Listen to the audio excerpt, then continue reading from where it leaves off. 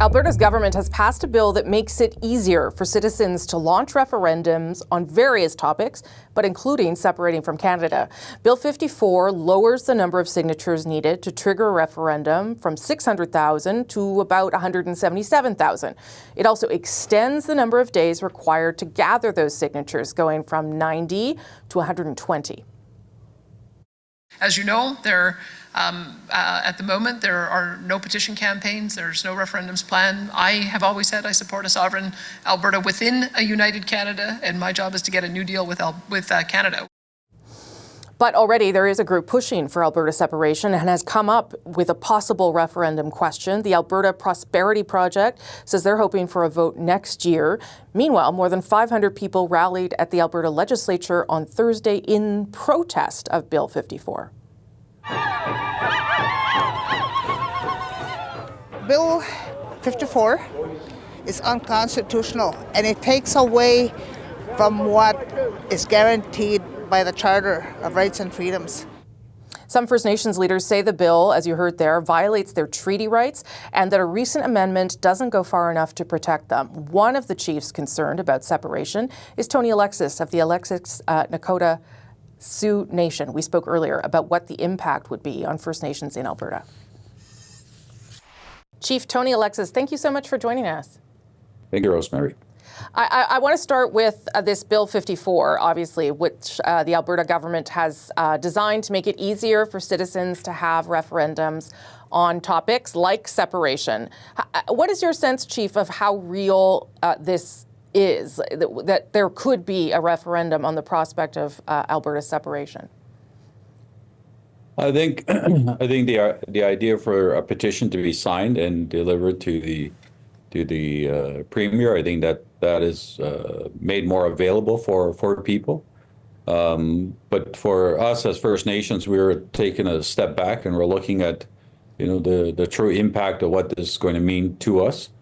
There's a lot of strategy that is put forth here. We have a political strategy. We're observing every detail and every move of this, as well as public relations, a PR strategy. So we want to make sure that our people are well informed of what is happening. There's just too much information and sometimes misinformation that is out there. Sure. And so for us, we are protecting, the most important thing in this is to observe and make sure that no treaty is impacted.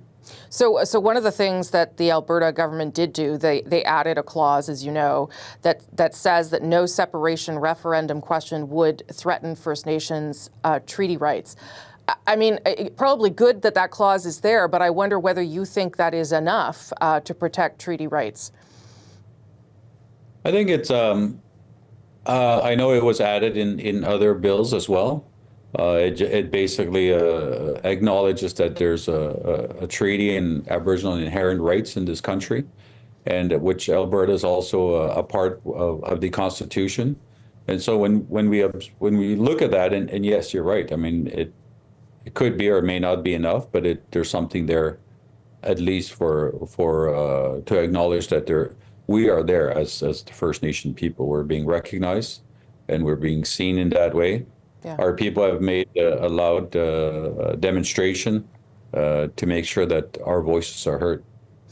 The Premier says she doesn't support this idea that Alberta would separate from Canada. Does it worry you, though, that this is a conversation that she is allowing to happen, given that she's changed the legislation to allow for the possibility of a referendum? It's difficult being a leader when you represent a lot of people and there's a lot of different voices. And I see, maybe the Premier's just listening to the people to her constituents, yeah, and giving them an opportunity to express themselves, which unfortunately it impacts our First Nation people. But sometimes leadership, it's like that. You have to try to see what the people are saying, and it's not something, of course, that we support or we encourage. But certainly, I mean, like I said, it's difficult being a leader and trying to hear the voices of all the people that you serve. Do you understand the sentiment, where it's coming from? You know, there is obviously a lot of frustration in Alberta about, you know, the way it's been treated by the federal government and other things. Does that sentiment ring true to you? Is it something that First Nations people also feel from time to time? Well, I'm hearing you know, there's a handful of people who are thinking in that way, but there's a lot more, whether it's Canada or Alberta, but for sure the First Nation community that see that, you know, this is an exercise that we don't support and that we feel it's not going anywhere. And so at the end of the day, I mean, you're giving people an opportunity to speak up, and unfortunately, it's in this path. And as you're aware, we've went through this with Quebec, and even at that time, they had a lot of people supporting that, and that didn't happen either. So we're pretty confident that this is not going anywhere. I do understand that there are chiefs, and maybe you're one of them in Alberta, who are trying to get an audience with the King at the end of the month. What is the goal behind that? What kind of conversations are you having to try to make that happen? So we're working with different partners across the land to reach out to the King and his people so that we can get an audience with him. And of course, the treaties, and anyone who signed treaty will let you know that you know, our relationship and treaty was with the Crown, the British Crown. Yeah. So in this case, you're aware, the Governor General, Lieutenant governors across the country, they're in right of the King. Yeah. And so instead of speaking to them, now we can just go directly to the King and have this conversation that we're having, even this and other areas. What would you say to Canadians who are watching this sort of unfold in Alberta and a little bit worried, frankly, that this might take off, that this might gain steam, and First Nations also obviously concerned? What would you say to people about that?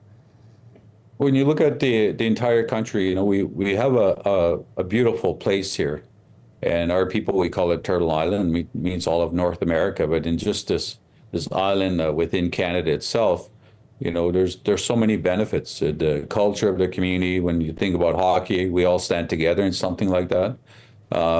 This is something important that you know, voices need to be echoed. They need to share their the disconnect that's there, and people need to inform, you know, all the privileges that we receive from the lands here. It's because of treaty, and we all need to recognize that, you know, we have a great country here that we're working with, and everyone just needs to support that. Chief Tony Alexis, we'll leave it there. Thank you for your time, sir. Thank you, Rosemary.